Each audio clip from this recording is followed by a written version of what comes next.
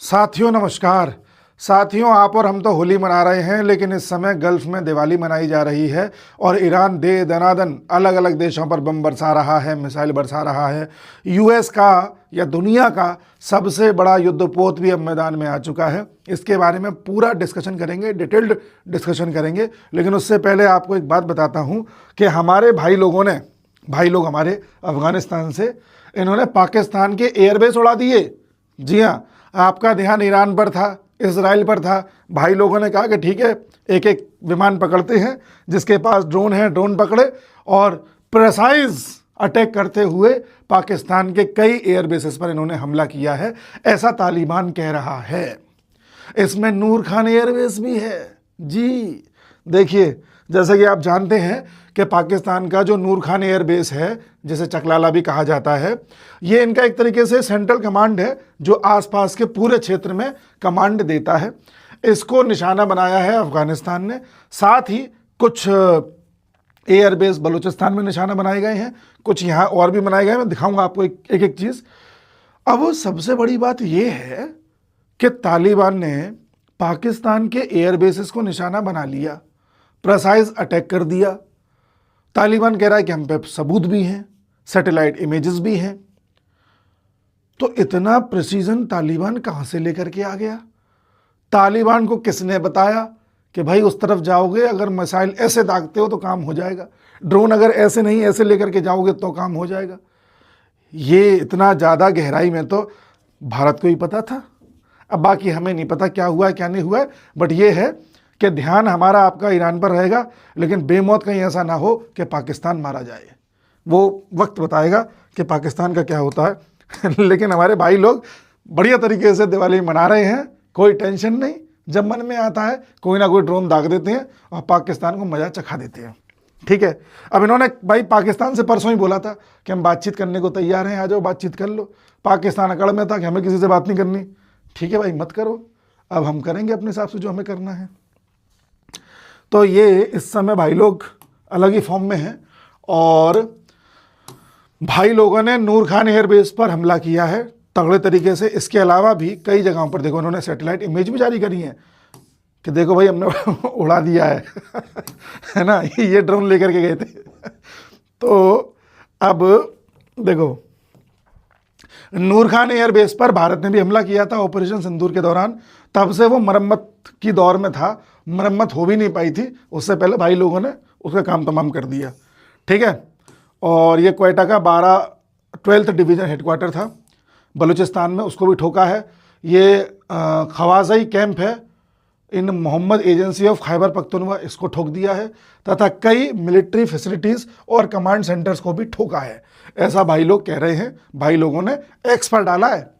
ऐसा नहीं है कि आकर के माइक में कुछ भी बोल दिया। भाई लोग थोड़ा एडवांस हो रहे हैं, एक्स पर पोस्ट किया है जैसे दुनिया के बड़े बड़े नेता करते हैं। तो ये अलग ही फॉर्म में चल रहे हैं। बहरहाल, पाकिस्तान की जो दुख भरी खबर है वो कभी ना कभी आप तक पहुंची जाएगी। तब तक हम चर्चा करते हैं कि भाई गल्फ में क्या हो रहा है। तो देखिए भाई, गल्फ में एक आईडीएफ ने यानी कि इजराइल की फोर्सेस ने एक लिस्ट जारी करी है, जिसमें एक क्या कई सारी लिस्ट जारी करी है कि उन्होंने किस किस को अभी तक एलिमिनेट कर दिया है।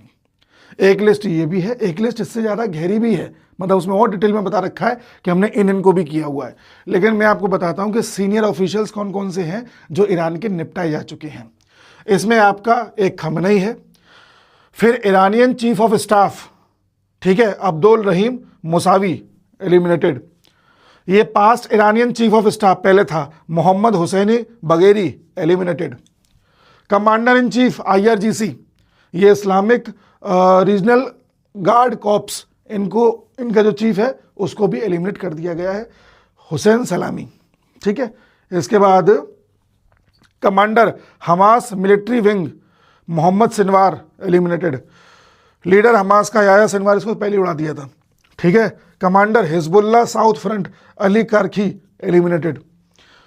Commander Hezbollah Radwan force Ibrahim Aqil eliminated. ये बड़े बड़े जो कमांडर्स हैं इनको एलिमिनेट किया जा चुका है।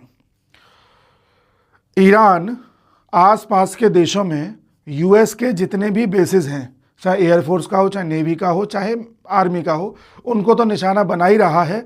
साथ में अब वो ईरान ऐसे फैसिलिटीज़ को भी निशाना बनाने लगा है जहां पर कोई रिफाइनरी हो, या जहां पर किसी तरह से ऑयल प्रोडक्शन होता हो, या कोई एक ऐसी जगह हो जैसे यूएस की एम्बेसी हो गई, इन सब चीज़ों को भी निशाना बनाने लगा है। ईरान की मंशा साफ साफ समझ में आ रही है कि यूएस को अगर परेशान करना है, दुनिया को परेशान करना है, तो इकोनॉमी पर चोट पहुंचाऊं, और इस पूरे क्षेत्र में जो इकोनॉमी की बैकबोन है वो है तेल। तो तेल क्या रास्ता भी रोको, जिसका प्रयास पूरा पूरा किया जा रहा है। ईरान ने ये जो आप स्ट्रेट ऑफ हॉर्मुज देख रहे हैं, इसको इस समय रोक दिया है, ऐसी खबरें आ रही हैं। इसके अलावा ईरान ने सऊदी की आरामको पर भी हमला किया है। रिफाइनरी है, अच्छी खासी बड़ी रिफाइनरी है। कुवैत में जो यूएस की एम्बेसी है उस पर अटैक किया है। दुबई में अटैक कर ही दिया था, आपको पता है। ओमान पर अटैक किया है, ठीक है। बहरीन की बिल्डिंग पर अटैक किया था, वो मैं आपको पहले बता ही चुका हूँ, है ना। कतर पर भी अटैक कर दिया है, क्योंकि कतर में यूएस का सबसे बड़ा एयरफोर्स का बेस है, यूएस के बाहर। और कतर के ऊपर एक इल्ज़ाम ईरान का ये भी है कि ये यूएस का बहुत बड़ा एलाई है। तो ईरान संकेत ये देना चाह रहा है कि तुम सभी देश यूएस का साथ देते आए हो तो तुम्हें भी सजा भुगतनी पड़ेगी, पहला। दूसरा, तुम सब पर अगर हमला करूंगा तो यहाँ की ऑयल सप्लाई ठप्प होगी, दुनिया में रेट बढ़ेंगे, तो अपने आप यूएस पर दबाव पड़ेगा। तीसरा, अगर इस जगह से ये जितने भी क्षेत्र हैं, इन जगहों पर इसने डोमिनेंस हासिल कर लिया ईरान ने, है ना, मरता क्या ना करता। अगर मरते मरते ईरान मान लो डोमिनेंस हासिल करते हुए, कई बार क्या होता है, आपके पास दुनिया की सबसे बड़ी आर्मी है, नेवी है, एयरफोर्स है, सब कुछ है, तब भी गारंटी नहीं है कि आप जीत जाओ। अमेरिका वर्ल्ड वॉर 2 के बाद एक भी युद्ध नहीं जीता है। वियतनाम में गया था, 20 साल तक फंसा रहा, नहीं जीत पाया। अफगानिस्तान में फंसा रहा, नहीं कुछ कर पाया। यूएसएसआर सोवियत संघ अफगानिस्तान में आया था, कुछ नहीं कर पाया, ठीक है। ऐसे ही यूएस गया था साउथ कोरिया में सपोर्ट करने के लिए, कुछ खास नहीं कर पाया। तो यूएस अभी तक जीत नहीं पाया है कोई भी युद्ध, है ना। तो जरूरी नहीं है कि यूएस इतनी बड़ी माइट है तो वो जीत ही जाएगा। एक एग्जांपल और देता हूं, इजराइल एक बहुत छोटा सा देश है, ये रहा। इजराइल पर 1950 से हमले हो रहे हैं, 1948 से कहना चाहिए, तो 48 से कोई एक देश हमला नहीं करता इजराइल पे, आस पड़ोस के सब टूट पड़ते हैं एक साथ। और न जाने कितने ऐसे वॉर इजराइल ने झेले हैं, पर इजराइल ने कभी 6 दिन में युद्ध निपटा दिया, कभी सबको एक ही बार में पटकनी दे दी। इजराइल को आज तक कोई हरा नहीं पाया। छोटा देश था और वो 6-7 देशों पर एक साथ भारी पड़ता रहा है। तो शायद ईरान के दिमाग में ये हो कि इजराइल तो बहुत छोटा था, आज के 70 साल पुरानी बात है, आज के दौर में ईरान इतना मजबूत हो चुका है, ईरान को ऐसा लगता है कि अगर हमने इन सब पर डोमिनेंस कर दिया एक साथ, तो हम यहाँ के एक बड़े लीडर बन सकते हैं। और याद रखिए, ईरान की एक बड़ी चाह ये भी है, ये तो है ही कि यूएस से निपटना है, ये भी है कि मुस्लिम वर्ल्ड का लीडर बनना है। ये ईरान को भी बनना है, सऊदी को भी बनना है, टर्की को भी बनना है। इसीलिए कहीं ना कहीं इस लड़ाई में आप सऊदी, यूएई वगैरह, कतर वगैरह को यूएस के साथ देखोगे, क्योंकि ये तो चाहेंगे कि ईरान में खेल हो जाए, एक कॉम्पिटिटर खत्म हुआ, ठीक है ना। तो ईरान इस समय सोच रहा है कि मरता क्या ना करता वाली स्थिति अपनाते हुए टूट पड़ते हैं, जो होगा देखा जाएगा। और इकोनॉमिक फैसिलिटीज पर हमला कर रहा है, जिससे पूरी दुनिया को दर्द हो। तेल के दाम बढ़े, पूरी दुनिया एकदम एक सुर में बोले कि भाई युद्ध रोक दो, युद्ध रोक दो। आगे आइए, एक खबर और देता हूं। 3 यूएस के विमान गलती से गिर गए हैं कुवैत की फोर्सेस के द्वारा, जब ये फ्रेंडली फाइट कर रहे थे कुवैत में। बताया जाता है कि F-15 जो विमान है यूएस के गिर चुके हैं। तो अगर ऐसी खबर आपने सुनी होगी 3 यूएस के विमान ईरान ने गिरा दिए हैं, तो वो गलत खबर है। ये फ्रेंडली फाइट में कुवैत की एयरफोर्स से ही गिर गए हैं, ठीक है। इसके बाद ईरान ने सऊदी की आरामको रास तनूरा रिफाइनरी को हिट कर दिया है, जो अच्छी खासी एक बड़ी रिफाइनरी है और इस क्षेत्र में काफ़ी ज़्यादा ऑयल एक्सपोर्ट करती है, तो निशाना बनाया है इसको। अब आप किसी देश की 2-4 रिफाइनरी उड़ा दो, वो देश अपने आप प्रेशर में आ जाएगा, अपने आप यूएस से गुजारिश करेगा कि भाई ईरान को रोको, ईरान को रोको, ठीक है ना। आगे देखिए, इजराइल ने तेहरान पर फिर से अटैक कर दिया है, जो मैंने आपको बता दिया है। इसके अलावा मैं आपको बताता हूं कि कतर एनर्जी ने लिक्विफाइड नेचुरल गैस के प्रोडक्शन को अभी रोक दिया है अटैक के बाद। तो देखो प्रभाव दिखा आपको। इसके बाद कुछ ड्रोन्स आपको साइप्रस में इंटरसेप्ट होते हुए दिखाई देंगे। इस पर मैं अगले किसी वीडियो में चर्चा करूंगा साइप्रस का क्या चक्कर है, ठीक है। और मैं आपको एक चीज और दिखाता हूं। देखो सऊदी ने रास तनूरा रिफाइनरी में कुछ ऑपरेशंस रोक दिए हैं जिस पर अटैक हुआ था, इसने भी रोक दिए हैं, ठीक है। हाँ, ये बड़ी खबर है। Mass evacuation of cities across Middle East may be necessary if nuclear power stations attacked, UN nuclear chief says. आज एक खबर दोपहर में ये भी आई थी कि हो सकता है कि ईरान की न्यूक्लियर फैसिलिटीज पर यूएस अटैक कर दे।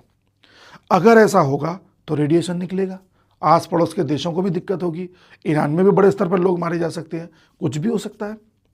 तो इस बात की चिंता ईरान ने भी जताई थी और यूएस भी कहीं ना कहीं संकेत दे रहा है कि वो इस समय बहुत भयंकर मूड में है, ठीक है। जो इंटरनेशनल एटॉमिक एनर्जी एजेंसी जो है उसने भी कहा है कि हम इस चीज़ पर नज़र बनाए हुए हैं कि कहीं से रेडिएशन लीक तो नहीं हो रहा, क्योंकि अगर हुआ तो बहुत चिंता की बात है। अब यूएन के न्यूक्लियर चीफ ने भी कहा है कि अगर हमें कहीं भी ऐसा लगा कि ईरान की न्यूक्लियर साइट्स पर हमला हो सकता है तो मिडिल ईस्ट के कई देशों की जो पॉपुलेशन है उसको डाइवर्ट करना पड़ेगा। ये बहुत बड़ा संकट हो जाएगा। एक खबर ये भी आ रही होगी आपके पास कि ईरान ने यूएस के एयरक्राफ्ट कैरियर पर हमला कर दिया है। नहीं, ऐसा कुछ नहीं है। हमला करने का प्रयास किया होगा, उसने इंटरसेप्ट करके रोक दिया होगा, क्योंकि यूएस के एयरक्राफ्ट कैरियर पर अगर हमला हुआ, यूएस कह चुका है, तो ईरान का वो हाल करेंगे जो कभी किसी ने कल्पना नहीं करी होगी, ऐसा यूएस कह रहा है, ठीक है। इसके बाद ईरान में 555 लोग मर गए, ये खबर आ रही है, ठीक है जी। हिजबुल्लाह पर आते हैं। हाँ, यूएस डोनाल्ड ट्रंप का कहना यह है कि हमने ईरान के 9 नवल शिप्स डुबो दिए हैं और धीरे धीरे हम ईरान की नेवी को ख़त्म कर रहे हैं और पूरी नेवी को ख़त्म करके ही मानेंगे। ट्रंप ने यह भी कहा है कि नेवी के हेडक्वार्टर को हमने उड़ा दिया है। अब ट्रंप कुछ भी बोलते हैं, अभी तक ऐसा ऑफिशियल बयान नहीं आया है, ठीक है जी। अभी अभी खबर आई है शाम के टाइम कि जो यूएस का जेराल्ड आर फोर्ड, जो दुनिया का सबसे बड़ा एयरक्राफ्ट कैरियर है, वो अब मैदान में आ चुका है। यानी कि जो ऑपरेशन चल रहा है यूएस और इजराइल का, जिसे ऑपरेशन एपिक फ्यूरी बोलते हैं, जो ईरान पर अटैक हो रहा है उसका ऑपरेशन का ही नाम है। इस ऑपरेशन में अब दुनिया का सबसे बड़ा युद्धपोत भी आ चुका है। यानी कि ऐसा बड़ा सा पानी का जहाज जो अपने आप में एक एयरबेस है, और इस पर पता है कितने विमान एक साथ रखे जा सकते हैं। देखिए, इसमें एक आंकड़ा था, मेरे को याद नहीं आ रहा है, मैं आपको भी बताता हूँ। शायद 75, देखो उसका नाम CVN 78 भी है, ठीक है। मुझे इसका आंकड़ा याद नहीं आ रहा, शायद 75 विमान एक साथ रखे जा सकते हैं, ठीक है। तो ये अब मैदान में आ गया। सोचिए यूएस किस लेवल का अब ऑपरेशन करने जा रहा है। मैं फिर कह रहा हूं, यूएस लंबी फाइट लड़ने की स्थिति में नहीं है। दूसरा, यूएस को कोई ना कोई इसमें परिणाम निकालना ही पड़ेगा। ईरान को बीच में नहीं छोड़ सकता, अब पिछले साल भी छोड़ के देख लिया है।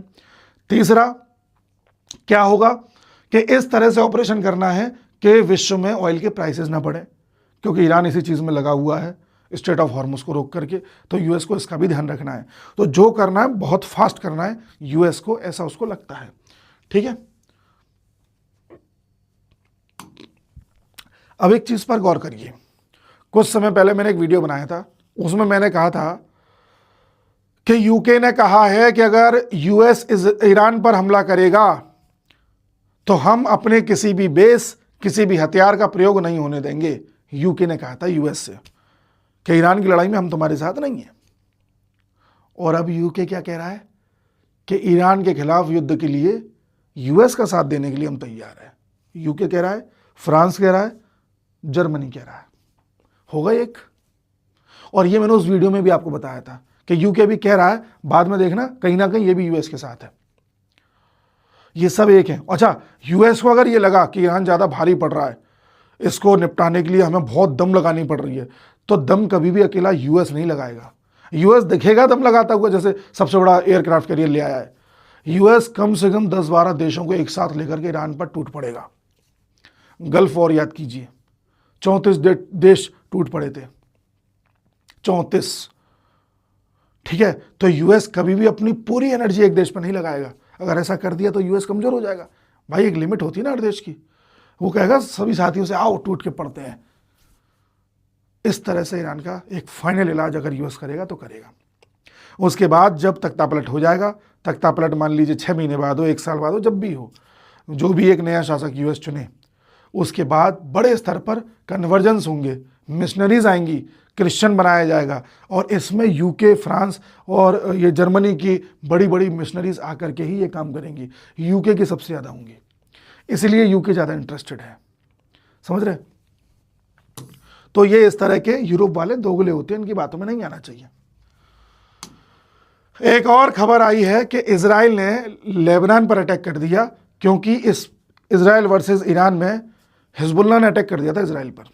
हिजबुल्लाह ने कहा कि आपने हमारे चीफ को उड़ा दिया, जो हमारे खमनी शियाओं के चीफ थे उसको उड़ा दिया, हम इजराइल को नहीं छोड़ेंगे।